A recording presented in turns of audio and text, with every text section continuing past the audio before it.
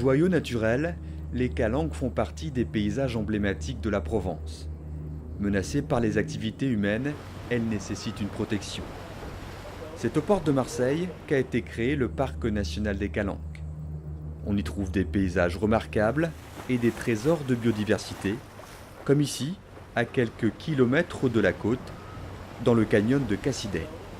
Un canyon, c'est une vallée qui descend très très vite entre le plateau continental, ici il est un petit peu étroit et qui descend vers les eaux très profondes. Et c'est une zone de mélange entre les eaux côtières et les eaux profondes. Et il se trouve qu'à Cassidey, et je ne connais pas d'autres exemples en Méditerranée, où ça conduit à une telle biodiversité, où les espèces profondes rencontrent les espèces côtières à peu près à 200-220 mètres de profondeur. Ça, on ne le connaît pas ailleurs. De l'Espagne à l'Italie, la Méditerranée compte de nombreux canyons. Pour la première fois, 21 d'entre eux ont fait l'objet d'une campagne d'exploration systématique.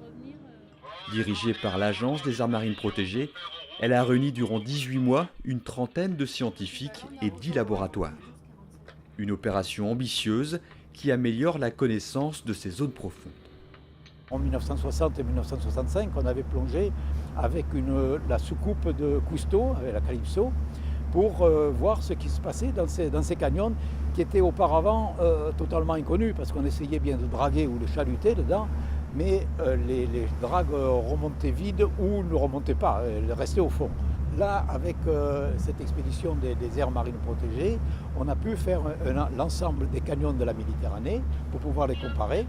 Et on s'est aperçu que finalement, le canyon de Cassidey, c'était un réservoir de biodiversité tout à fait extraordinaire. On a des organismes emblématiques, oui, ou patrimoniaux. On a par exemple le corail rouge, qui est une espèce qui, dans nos eaux, peut atteindre des profondeurs très, très superficielles. C'est une particularité de cette zone de la Méditerranée.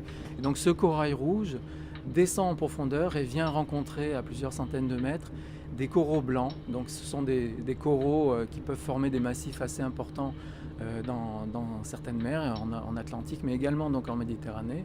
Et donc ces coraux blancs, mélangés à ces coraux rouges et également à des forêts de gorgones parfois spectaculaires, vont former un milieu qui sert d'abri et de lieu de nourriture pour toute une chaîne alimentaire.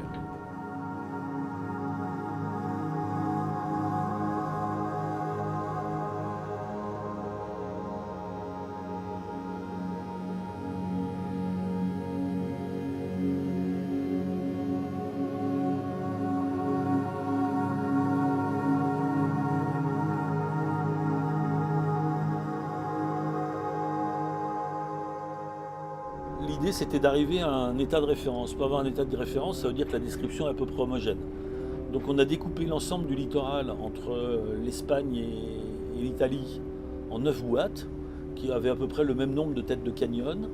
On a dit on passe 10 jours par boîte, et on va utiliser les mêmes protocoles en utilisant les mêmes outils mis en œuvre par les mêmes ingénieurs et techniciens. Donc comme ça, on avait quelque chose on se rapprochait de quelque chose qui était homogène. Cette campagne d'exploration en Méditerranée a mis en évidence la richesse spécifique des vallées sous-marines. À des profondeurs où la vie se fait rare, leur fragilité justifie une protection. Les travaux menés dans le canyon de Cassidey ont permis d'inclure cette vallée sous-marine dans le périmètre du Parc national des Calanques. Ces explorations ont permis de montrer tout l'intérêt de préserver ces zones-là, qui sont à une très grande proximité du littoral, tout près de notre agglomération marseillaise, avec beaucoup de pression de type pollution, mais également des usages.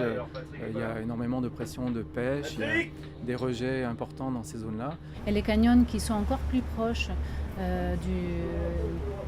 des villes, comme à hauteur de Nice, sont extrêmement impactés par des déchets, des macro-déchets, que ce soit des restes de filets de pêche ou que ce soit des plastiques ou des matelas, des voitures, des bateaux, tout ce qu'on veut. Donc c'est évident qu'il faut sensibiliser la population autour.